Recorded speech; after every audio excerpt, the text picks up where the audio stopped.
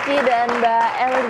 Tadi ini sempat dikatakan bahwa banyak artis Hollywood juga merasakan gejala cemas seperti Katy Perry. Tadi hampir ada percobaan bunuh diri. Dan kenapa sih ini sebenarnya orang-orang yang populer yang baru saja namanya dikenal banyak orang malah jadi takut dan ada rasa cemas dan paranoid yang berlebihan. Iya.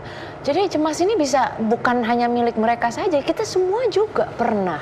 Ya, apalagi dalam hidup ketika misalnya dinamika hidup kita tuh naik turun, ya kita kan nggak pernah tahu hidup itu tuh ada masa lalu kita nggak pernah tahu ya dok ya dia pernah drugs apa enggak, itu bisa juga cemas dikarenakan penggunaan narkoba ataupun juga dia misalnya naiknya terlalu tinggi, orang bilang tuh kaget gitu sehingga kurang proses adaptasi. Nah itu juga bisa ketika naiknya tinggi udah gitu turunnya juga menungkik. Nah itu makanya bisa juga. Jadi banyak sekali alasan yang melatar belakangi kecemasan. Tapi yang perlu kita tahu bahwa kecemasan ada dalam diri kita. Setiap orang pasti pernah. Jadi bagaimana cara kita untuk mengelolanya aja ya Mbak ya. Tapi Mbak ya, Dr. Ziki juga, kenapa ya banyak orang yang populer yang bisa mendapatkan segalanya? Tadi itu dia cemas, bahkan panik nih. Bahkan banyak dari mereka yang sering mengalami serangan panik. Nah, mungkin dapat dijelaskan nih Mbak Lizzy, sebetulnya apa nih bedanya cemas dengan serangan panik? Nah, ini nanti dokter bantu juga ya. Jadi kalau cemas itu kan kita merasa ada ketakutan, ada fear. Nah, kalau panik itu kan satu momen di mana saya juga pernah panik. Biasanya kita dalam satu siklus kehidupan ini pernah biasanya mengalami panik. Nah, ini Mbak Lizzy. Ini panik yang dialami Mbak Lizzy, ini panik biasa atau serangan panik? Karena kan beda dok, Mbak ya? Kalau saya waktu itu serangan panik. Serangan panik. Saya merasa saat itu nggak bisa napas, ya, seperti dan nggak sesak napas dan perasaan pikiran yang muncul saat itu seperti serangan jantung karena kita merasa jantung berdebar kencang.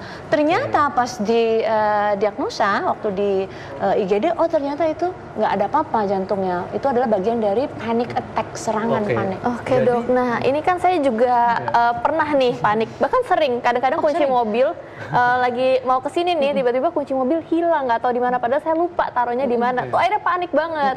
Nah ini kan beda ya dok ya sama serangan panik yang tiba-tiba saya juga pernah mengalami. Tiba-tiba pasien datang, terus dok saya kayaknya mau mati nih. Terus itu kenapa ya? Itu serangan panik. Mati, gitu. Iya. Jadi itu ada yang biasa, ada yang enggak. Panik dikarenakan masalah kecil, misalnya kita lupa apa, ya itu biasa panik dan membuat jantung kita deg-degan. Tapi kalau panic attack yang sungguh-sungguh itu saya rasa sulit dibayangkan ya. Itu dia merasa kayak nggak bisa nafas gitu. Oke, jadi dapat dikatakan bahwa panik biasa itu kita tahu sebabnya apa, seperti itu. Tapi kalau serangan panik tiba-tiba dan kita nggak tahu nih sebabnya apa, seperti itu. Kadang-kadang tahu sebabnya apa, kadang-kadang nggak. Bagaimana dok? Biasanya ada ya. Mungkin di dalam alam bawah sadar ya. Mungkin sebenarnya ada triggernya itu tetap ada. Tapi memang bisa muncul kapan saja. Dan terkait serangan panik nih, kalau menurut dari pengalaman saya ini, biasanya paling sering pada perempuan, betul nggak ya? Nah, kenapa dok? Kita ya? Iya. Paling sering pada perempuan usia muda. Karena kenapa begitu? Ini sebenarnya kalau dalam saraf yang disebut namanya sindroma hiperventilasi. Ya, jadi di mana ketika terjadi ada kepanikan tanda kutip, ada pencetus, dia akan bernafas lebih cepat dan dalam. Bernafas dengan lebih cepat dan dalam ini akan menyebabkan kadar oksigen di dalam darahnya menjadi lebih tinggi. Nah, masalahnya apa? Oksigen bukannya bagus, tapi ketika lebih tinggi akan menyebabkan pembuluh darah yang di otak itu menjadi kecil, sehingga aliran darah ke otak berkurang. Akan muncullah rasa enteng, kesemutan di ujung, jantungnya lebih nyes, kayaknya kepalanya lepas gitu rasanya. Cuma saya bingung nih dok, kenapa perempuan ya dok? Kenapa laki-laki enggak? Biasanya terkait dengan hormonal dan terkait juga dengan kadar kalsium. Kalsium. Laki-laki biasanya enggak karena hormonal stabil dan laki-laki tidak menstruasi, tidak menyusui dan tidak hamil. Itulah mengapa wanita harus banyak konsumsi kalsium seperti itu. Iya, bisa dianggap begitulah. Jadi suplementasi kalsium dan minum atau makanan yang tinggi kalsium mungkin akan membantu ya dok? Membantu, ya. Oke. Iya, dok. Tadi kalau dokter bilang hiperventilasi, mungkin gambaran di awam itu kesurupan ya? Iya. Kesurupan yang kita sering temui kayak di sekolah-sekolah itu kesurupan massal. Betul. Itu hiperventilasi. Dan memang penderitanya banyak wanita ya? Betul. Seperti itu. Perempuan biasa SMP atau SMA. Karena di saat itu mereka sudah ada keterlibatan hormonal. Kalau SD belum. Ya kan? Hormonal transitional itu Ya, ya dok ya. emosional juga. Untung dong dok saya udah lewat. Ya untung. Kita juga nggak pernah lihat kan seorang perkumpulan ibu-ibu kesurupan, nggak pernah kan?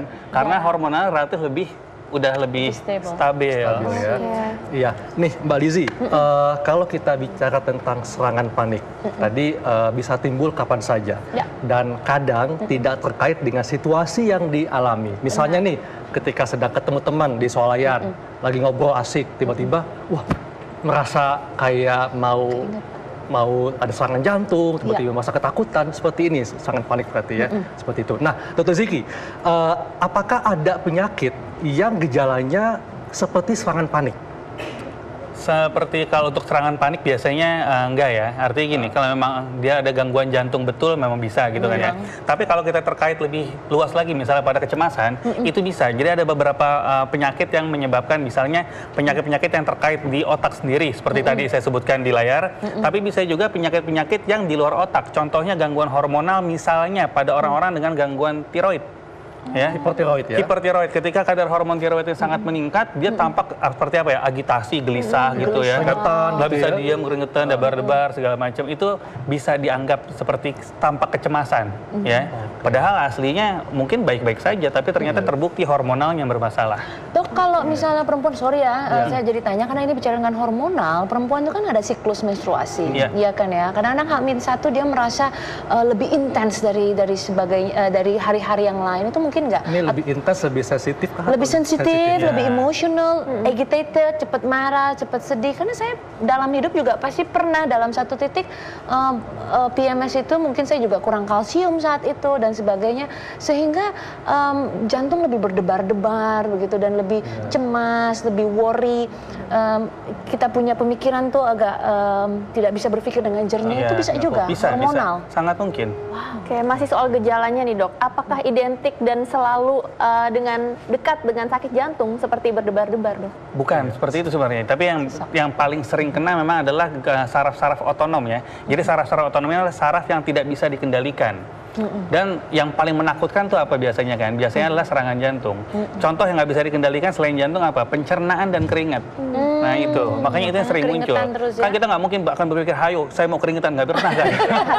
Keringat muncul sendiri, ya kan? Ayo jantungnya perlambat sedikit, nggak mungkin. Ya, itulah suatu yang mempunyai otonomi, makanya disebut saraf otonom.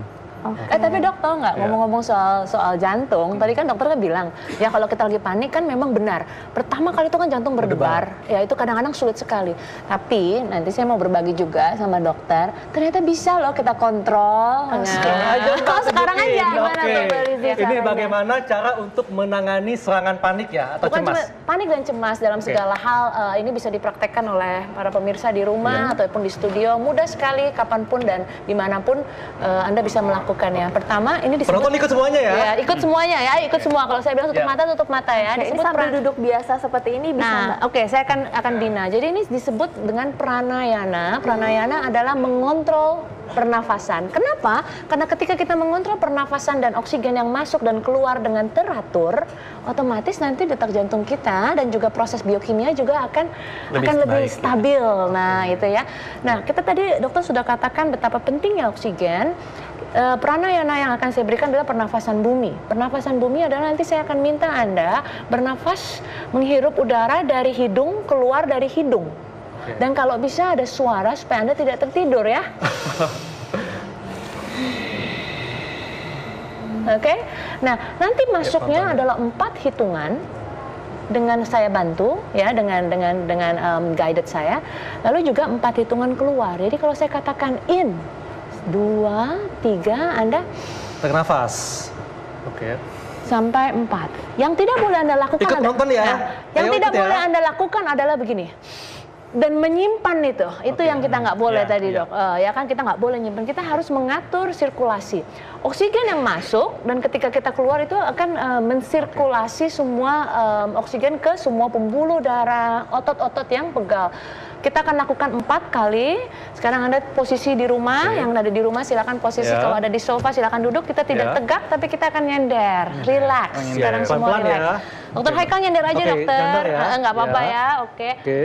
Kamu juga sayang. Oke ya. Kemudian Mbak. Kamu jangan ya yang di studio nanti kamu ngejengkang. Kamu nggak ada belakang soalnya, jangan kamu jomplang nanti ya. Pokoknya santai Mbak posisinya ya. Santai banget. Santai. Close your eyes. Tutup matanya. Tutup mata ya. Tutup mata. Saya akan lakukan 4 kali ya. Kalau saya katakan in, tarik nafas dari hidung. Kalau saya katakan out, tarik nafas dari hidung juga. Oke. In mulai 1, tarik nafas 2, 3, 4, lalu out, keluarkan 2, 3, 4. Kita lakukan lagi in 2, 3, 4, perlahan keluarkan 2, 3, 4, in 2, 3, 4, and out 2, 3, 4. Oke. Wow. Sekarang buka mata Anda. Rasanya gimana, Dok? Wah, lebih relax nggak sih? Relax, Relax dan jadi nggak ngantuk ini kan. Nah, ini bagus juga untuk insomnia. Betul. Cemas saya hilang semua.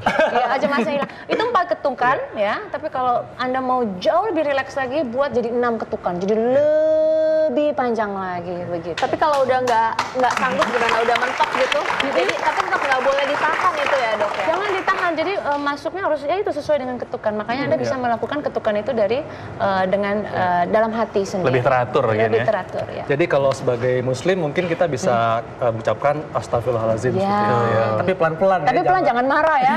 Astagfirullahaladzim gitu, tapi marah. Oke, iya sangat luar sekali ya. Luar biasa. Oke. Nah, Dok, kalau dari segi terapis medis, apakah ada yang dapat lakukan untuk menangani serangan panik? Sebenarnya untuk tadi intinya mengatur keseimbangan kadar karbon dioksida dan oksigen. Tapi kan orang lagi panik kan kalau disuruh tenang, terus napas nggak bisa ya, ya kan? Cara yang paling gampang sebenarnya kita ada caranya dulu diajarkan dengan menggunakan paper bag. Ya, Resep boleh nggak, Dok?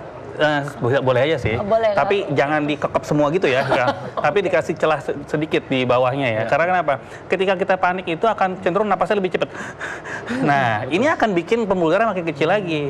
Jadi gimana caranya napas tetap boleh cepat, tapi karbon dioksidanya terhirup, jadi mesti dicampur. Oh, jadi pada saat kita lagi nyetir gitu, Dok, cari gorengan, terus udah gitu minta paper bag-nya ya, Dok ya? Ya, betul. Tapi jangan mengintir juga ya, bahaya. Bisa jadi. Nah, ini ngomong-ngomong soal gampang cemas, nggak cuma artis Hollywood aja, tapi juga ada artis Indonesia yang gampang cemas. Coba kita lihat dulu liputan berikut ini.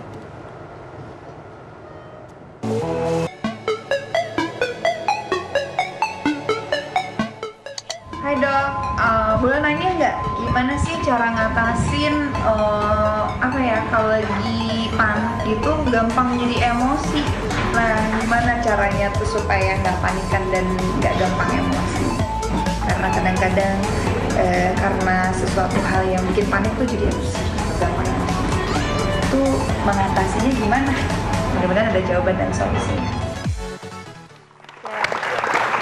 Itu tadi di pertanyaannya dari laman Facebook kita ya. Jadi gimana tuh Dokter Ziki atau mungkin Mbak Lizzie bisa membantu? Mestinya Mbak Luna tadi ikut tadi latihan pernapasan. Pasti Mbak Luna nggak akan ada masalah lagi nanti ke depannya. Nah, Dok, gimana Dok dari segi medis? Kalau Dan tadi gejalanya emosional tadi katanya. Kalau tadi kita lihat pertama kali saya di screen kan kita lihat kan emang yang namanya panik semua terkait dengan emosi ya. Nah, otomatis ketika ada gangguan panik atau apa di situ emosional di sini kita mungkin lebih cenderung ke arah marah ya. Itu akan tercetus juga. Satu, bayangkan seandainya kita sedang serangan panik, kita merasa mau mati, si jantungnya lagi debar-debar. Terus ya kan pasti gimana caranya kita akan membuat diri kita lebih comfort dulu. Jadi otomatis ada stimulus dari luar atau apapun kita akan blok. Yang penting kita dulu, nah itu. Cuman balik lagi gimana caranya? Yaitu tadi dengan cara pernapasan yang diajarkan Mbak Lizzie atau dengan cara paper bag breathing tadi sih. Oke. Nah, Dok, Dr. Ziki dan Mbak Lizzie. Jadi kalau kita bisa ambil semacam kesimpulan, sebetulnya orang yang sering mengalami cemas berlebihan, kemudian sering mengalami serangan panik, apakah ini dapat dikatakan suatu gangguan kejiwaan atau gimana? Kalau menurut saya gangguan kejiwaan itu tuh kadang-kadang kita terlalu cepat mendiagnosa seseorang gangguan kejiwaan. Seperti saya katakan Dr. Haikal, saya melihat biasanya bibit-bibit itu sudah muncul dari kecil. Kalau dari biasa anak-anak kita suka cemas begitu, kita biarkan saja, itu akan muncul pada saat dia masuk TK dok, masuk SD, SMP, SMA. Nah begitu dia mulai masuk dewasa, itu sedemikian rupa, dia sering sekali merasa cemas, sudah jadi bagian karakter, itu pasti akan masuk dalam simptom diagnosa gangguan. Kecuali kalau memang tadi dokter katakan organik, ada masalah di bagian otaknya begitu. Nah kalau dari saya cuma katakan bahwa sedari dini apa yang bisa kita lakukan untuk mencegah adalah apapun yang saat kita stres atau cemas, yaitu dia kontrol kita punya breathing atau kita punya pernafasan. Ada pepatah mengatakan owning your breath. Nobody can steal your peace. Gimana dok? Artinya kalau kita bisa mengontrol pernafasan kita, tidak akan ada orang yang bisa merenggut kita punya rasa damai. Oke, gitu. luar biasa. Baik. Terima kasih Mbak Lizzie, Dr. Ziki, sangat bermanfaat sekali penjelasannya. Dan Dr. Sheila, setelah ini kita akan bahas apa nih? Membahas seperti biasa Dr. Haikal, ada cara sehat, dan kali ini cara sehatnya bagaimana sih kita menyalakan AC di dalam mobil ketika mobil kita ini lagi terkena terik sinar matahari. Jangan kemana-mana, tetap di Ayo Sehat.